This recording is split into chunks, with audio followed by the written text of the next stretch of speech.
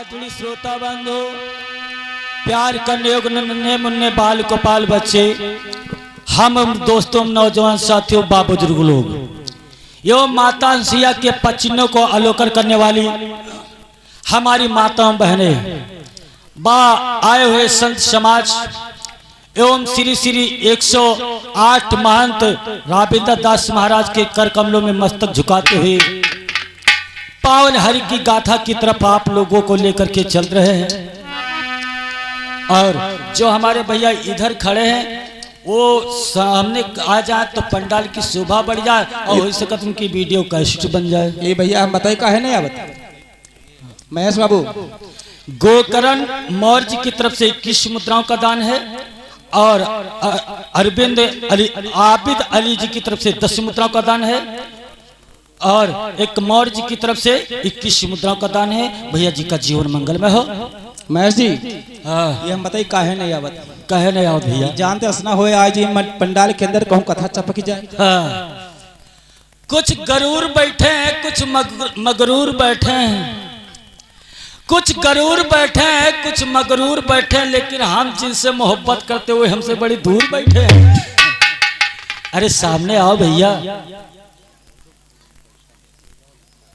और पैसा सभी लोग देते जाओ, पैसा सभी का लिखा जा रहा है, वो जब पर्ची बन जाती है तब पैसा बोला जाता है।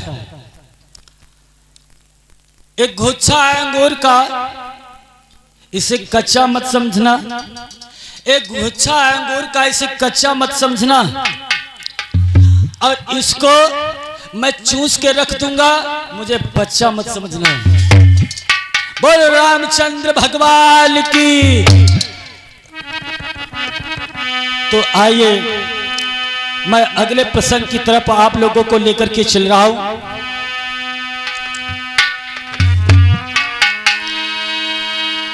जो ऐसे ऐसे हमारे इस दुनिया में वीर पैदा हुए तो उनके गर्भ से वीर पैदा हुए, माताओं के गर्भ से वीर पुत्र पैदा हुए, ये तो सभी लोग जानते हैं। लेकिन जब एक पुरुष के गर्भ से बेटा पैदा हो तब वीर कहते हैं। हमारी भागवत में एक ऐसा राजा हुआ जो उसके गर्भ से लड़का ने पैदा हुआ। माताओं के गर्भ से पैदा भय लड़के तो कोई बात ना है, लेकिन भैया लोगन के गर्भ से पैदा हो लगे तो बड़ी बात है कि ना है। तो देखते वो ऐसा कौन था जिसके गर्भ से लड़का ने जन्म लिया, वो आदमी कौन था।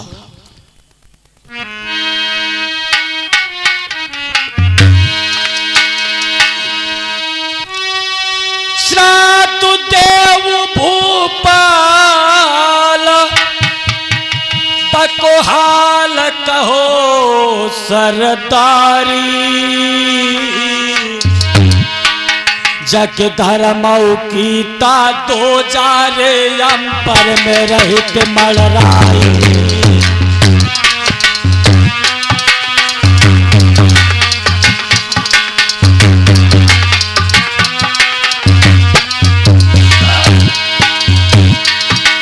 अंबर में रही मलराई तथा मलराई तथा मलराई तथा मलराई,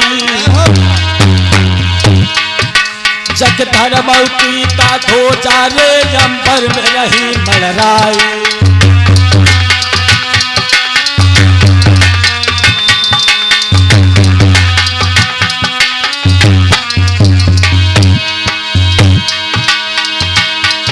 भैया और काल की महला संगमर मारी के धरिए के झोपड़ियों ना, और काऊ के रे माल खजाना कौथर ये तकौड़ियों ना।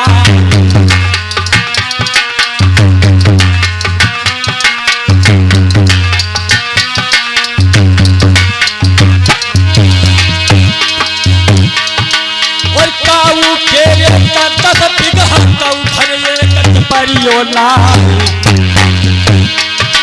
और काऊ के खेल 10 लड़का कऊ घर ये कपिटरियो ना।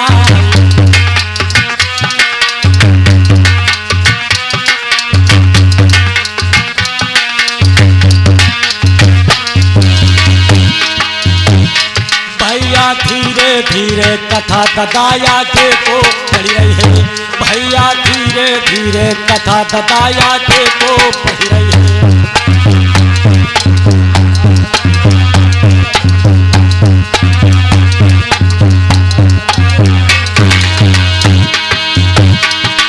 आगे को बढ़ रही है कथा, आगे को बढ़ रही है भैया, भैया भैया, धीरे धीरे कथा ददाया के को बढ़ रही है।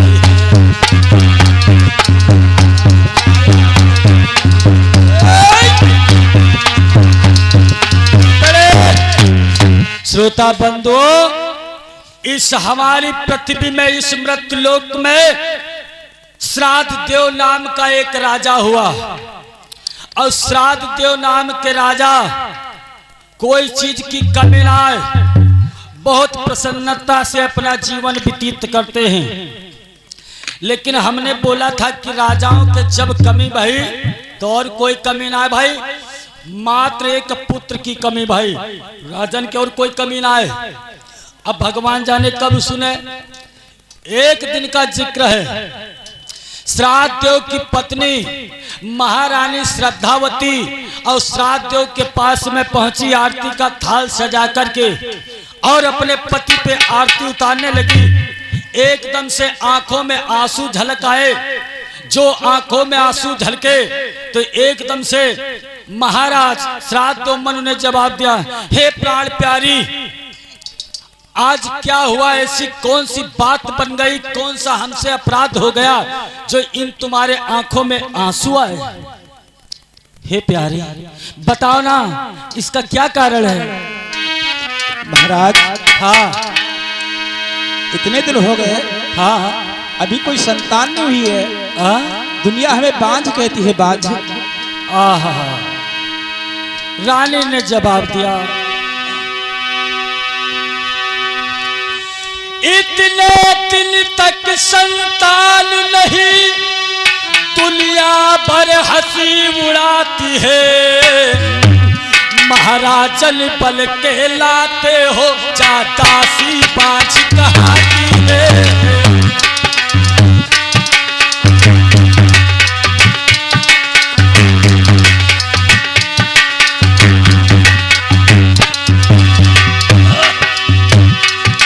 महाराज निपल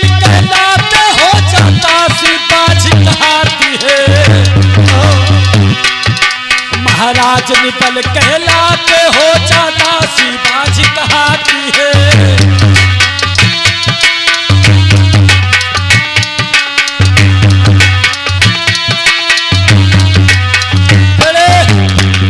जवाब दिया महाराज, और कोई बात ना है, 40 वर्ष हमारे विवाह के हो गई। हे नाथ, ना जाने कौन सा अपराध बन गया, ना जाने कौन सी किस्मत फूट गई, भगवान जाने क्यों रूठ गया। हमारी गोदी खाली है पिया, लोग तुम्हें निर्बल कहते हैं, निर्बल, और मुझे बांझ कहते हैं, मुझे बांझ कहते हैं। मुझे धैर्य नहीं बंध रहा स्वामी, मुझे धैर्य नहीं बंध रहा है।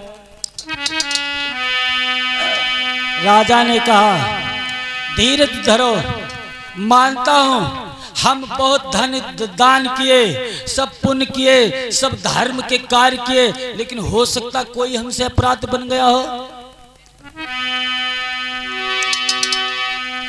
और जैसा जो कोई करे अंगारी, वैसा ही पावेगा।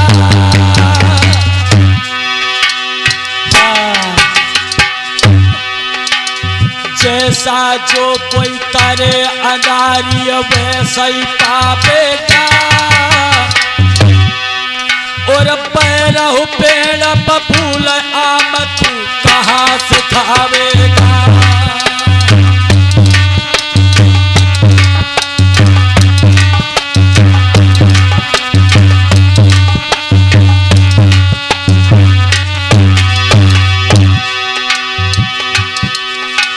जैसा जो कोई करे अंगारी, वैसा ही पावेगा। और जैसी बुद्धि बनी नाथ की, वैसा ही पावेगा।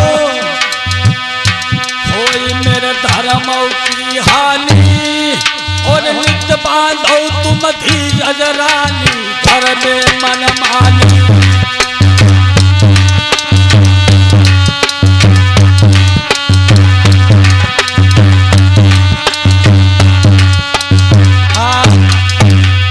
जवाब दिया है प्राण प्यारी, जो प्राणी जैसा करता है फल उसको वैसा ही प्राप्त होता है।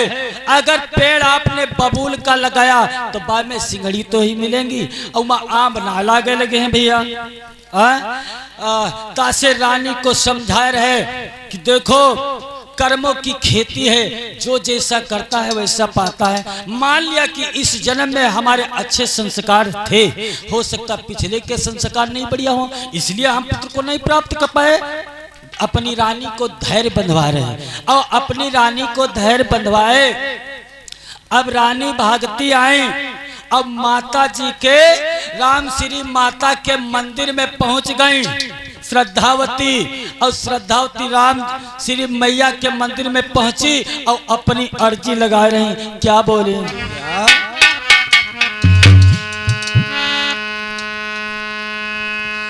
आई हो जैसे फूलन बिना बगिया न कचोनी की लागे, न कचोनी की लागे हो। रामा जैसे फूलन बिना बगिया न कचोनी की लागे, न कचोनी की लागे हो।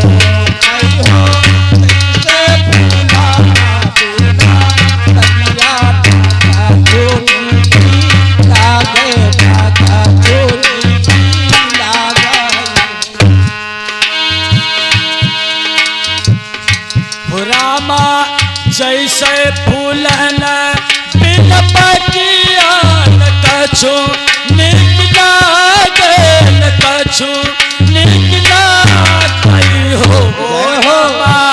वैसे लालन बिना गोतिया न कछु निकी लागे, ला कछु निकी लागई हो।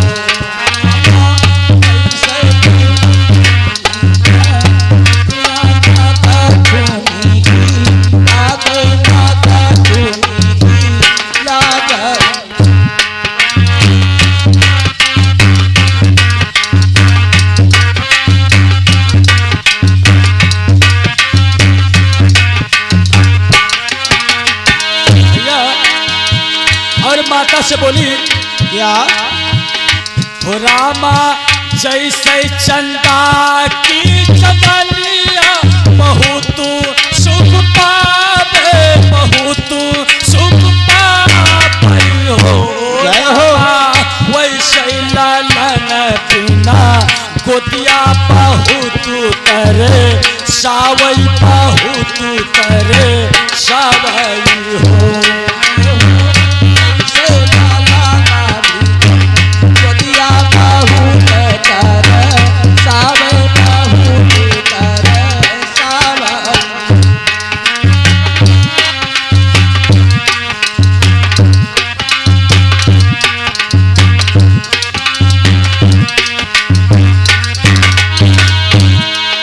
और जवाब दिया है हे माँ, हो रामा गौवा के रौवा की बहनिया बहुत ताना मारई, बहुत ताना मारई हो।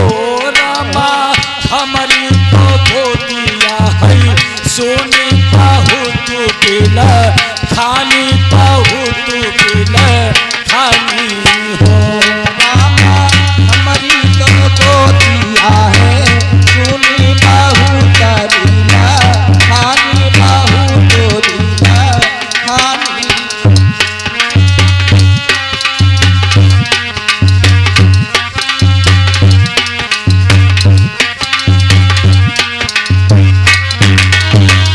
हो रामा जैसे फूलन बिना बगिया न कछुनी की लागे, ला कछुनी की लागई हो।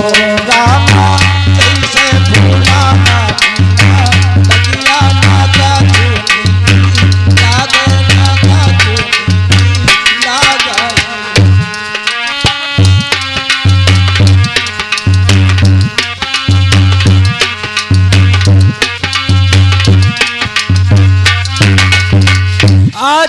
मैया के मंदिर में जाकर के अपनी अर्जी लगाई। अर्जी लगाए के मत्था ठोक के चली आती है श्रद्धावती। अब इधर श्राद्ध मनु अपनी रानी को समझाया तो जरूर है, लेकिन उनके दिल में ठोकर लाग गए। हे भगवान, हम क्या करें और कहाँ को जाएं? दोस्तों कहते हैं जब सारे द्वार बंद हो जाएं, लेकिन तब वो एक द्वार खुला रहता है। जानते हो कौन? जो प्राणी अपना गुरु बना लेता है, जिसके गुरु होता है, तो जब सारे द्वार बंद हो जाते हैं तब गुरु का द्वार खुला रहता है। अब गुरु की याद आई गई। श्राद्ध मनु महाराज के गुरु थे वशिष्ठ महाराज। आहा, अब अपने हम गुरुदेव जी के पास में जाएंगे, और जब गुरु जी के पास में जाएंगे तो गुरु जी जरूर कोई ना कोई उपाय निकालेंगे।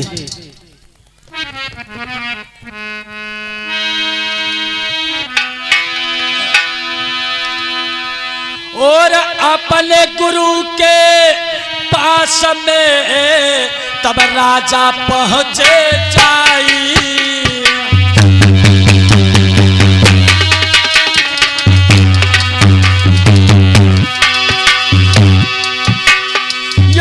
अपने गुरु के पास में तब राजा पहुंचे जाई। और अपने गुरु से जाई के तब सारी बात बताई।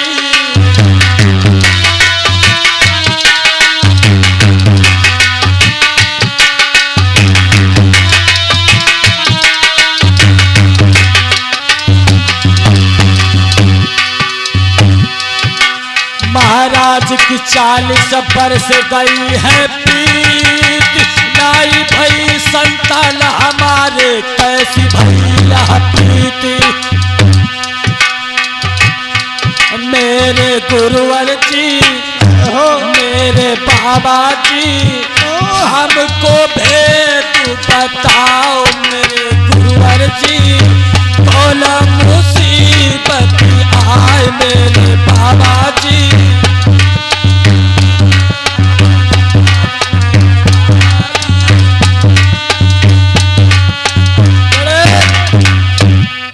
इधर श्राद्ध मनु महाराज अपने गुरु जी के पास में पहुंच गए, वशिष्ठ महाराज के पास में। वशिष्ठ महाराज ने देखा हमारा शिष्य आया है। कहो राजन, हाँ, कैसे आए हो? अरे महाराज का बता मैं। क्यों नहीं, आखिर में कोई तो काम होगा। ऐसे तो कभी तुमको अपने गुरु की याद आती नहीं है। आज अचानक में आए हो, जरूर कोई ना कोई बात है। हमें बताओ क्या बात है। आज जवाब दिया है। गुरुजी, तुम तो जानते हो समस्या है, फिर भी पूछ रहे हो। अरे हमारे विवाह के 40 वर्ष बीत गए हैं, 40 वर्ष, लेकिन भगवान जाने क्यों रूठ गया। हमारी रानी श्रद्धावती के गर्भ से एक भी पुत्र ने जन्म नहीं लिया है। लेकिन हे संत भगवान, मैंने खूब धर्म किए, सब पुण्य किए, खूब दान किए, और फिर भी जाने क्यों नहीं संतान भाई। ऐसी कौन सी हमसे अनबन बन गई? गुरुजी ये बताओ, हमसे कौन, हमारे में कमी है या हमारी रानी में कमी है, या अब कमी है या तब कमी है, कौन कमी है? 40 वर्ष बीत गई, रानी हमारी बूढ़ी हुई लक्षण, अभी तक कोई संतान ना है भाई। गुरुजी ने कहा ठीक है, तुम बैठो, मैं अभी बता रहा हूं। अब वशिष्ठ महाराज अपने नेत्रों को बंद कर लिए और दृष्टिकोण से देखने लगे। तो पहले तो फाइल खोली राजा श्राद्ध मनु की। अब उनकी फाइल खोली तो उनमें कोई कमी ना निकली।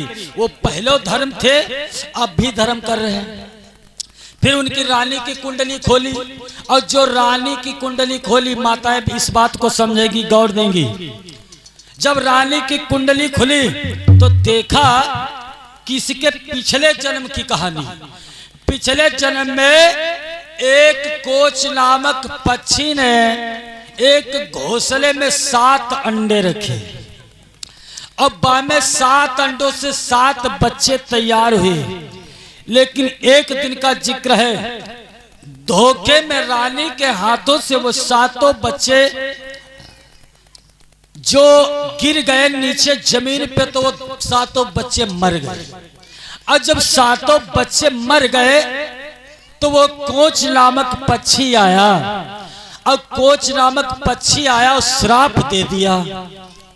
अरे प्रभु, हे भगवान, और पहले श्राप बहुत चटकई लाग जात रहे और श्राप अनुसार कहानी रहे। अब उस रानी श्रद्धावती को श्राप उस कोच नामक पक्षी ने दे दिया।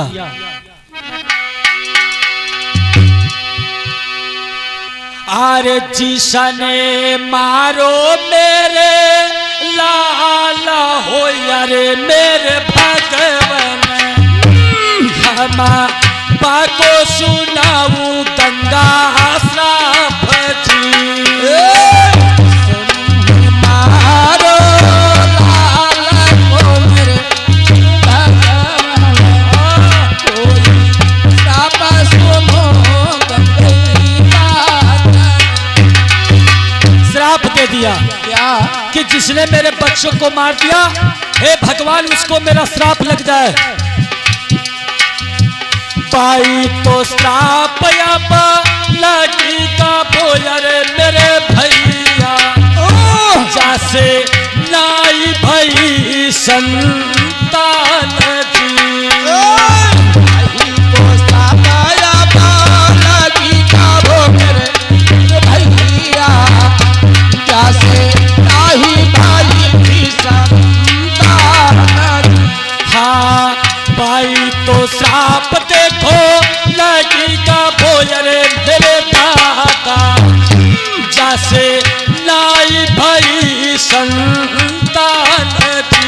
भाई को श्राप देखो लगेगा भोयर मेरे भैया, जैसे नाई भाई की संतान। उस कोच नामक पक्षी ने श्राप दे दिया।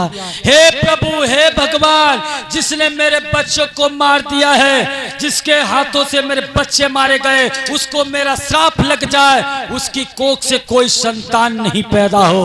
आज वही श्राप के कारण श्रद्धावती की कोख बांझ हो गई और बाकी गर्भ से कोई संतान ना पैदा हुई। अब गुरुजी आंखें खोले और श्राद्ध मनु राजा से बोले, बेटा अब हम तुम्हें बताते हैं क्यों नहीं संतान तुम्हारे भाई।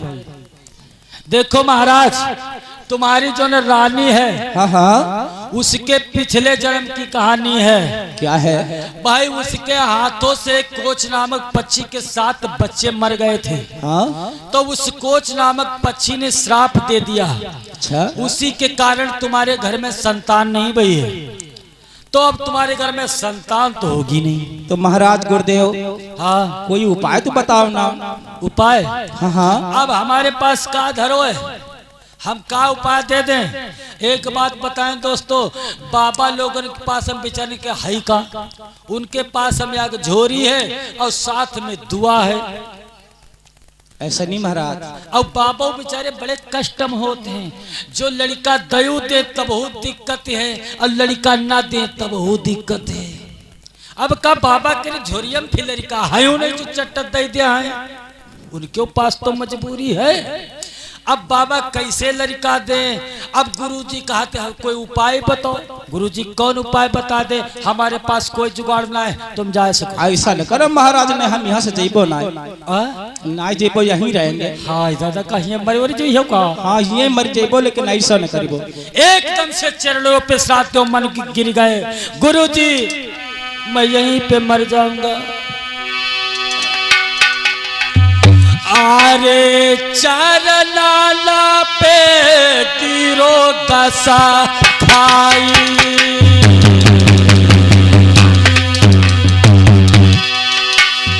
अरे चरनाला पे गिरो दशा खाई, जो रहिया नहीं पे प्राण रे कमाई।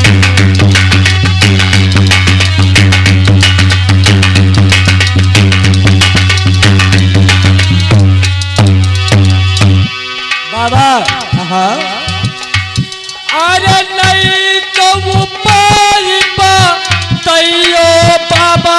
हाय बाबा रे हाय बाबा जय हो।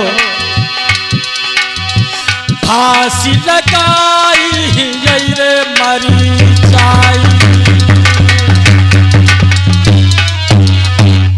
भैया एकदम से रोई के चरणों पे गिर गए श्राद्धो मन और बोले गुरुदेव यदि हमें उपाय बताओ, अगर नहीं बताओगे तो मैं यहीं पे फांसी लगा के मर जाऊंगा और अपने हम राज्य को ना जाऊंगा। अब गुरुजी ने सोची जो चेला यहाँ मर गई है, तब वो हम एक दोष लागी, हमारे आश्रम पर मर जाए तो हमका दोष नहीं लागी। चलो कोई बात नहीं बेटा, अपना सर उठाओ। हाँ मैं तुम्हें युक्ति बता रहा हूं। बताओ। महाराज तुम काशी को चले जाओ और काशी से तुम 7 महात्मा लेकर के आओ। अच्छा। और उनके द्वारा एक पुत्रेष्ठ यज्ञ करवाओ। अच्छा। और जब तुम पुत्रेष्ठ यज्ञ करवाओगे तो मैं वचन दे रहा हूं कि तुम्हारे घर में एक संतान जरूर पैदा होगी। अच्छा महाराज, हम बासी खा के चले जाए 7 महात्मा ले। हम बासी खा के जाए 7 महात्मा ले। चाहे तुम बासी खा के जाओ और चाहे तुम फांसी लगा के जाओ, इससे हमसे ना मतलब, तुम जाओ। तुम है तो कहते हो। अरे हम कही तो है, बासी खा के ना कहते, हम कहते काशी को चले जाओ। अच्छा, हम कहीं बासी खा के तो चले जाओ। हाँ, कम सुनत है बाबा की तरह। एक बात एकदम से चरणों पे फिर गिर गए गुरुदेव। अब पहले आप रुलाते हो फिर हंसाते हो। मैं जानता हूँ कि गुरुजी हमारे दयावान हैं, दया के सागर हैं। अब मैं जरूर जाऊंगा। आज खुशी खुशी श्राद्धो मनु आए और अपने महल में बहुत खुद प्रसन्न है। अब श्रद्धावती ने देखा, पिया पटियाला। हाँ बोलो ना। एक बात बताओ, बोलो। तुम बहुत प्रसन्न हो, क्या बात है? अरे कोई बात नहीं है, तुमसे जो कार्य हो सके वो सो करो, हमसे कोई मतलब नहीं है। अच्छा, अब देखो राजा ने कोई बात नहीं बताई, उन के पास मजबूरी है। सोचे कैसे ही का बात बताई, कौन ढिंढोरा पीट दे है। एक बात सुन लो,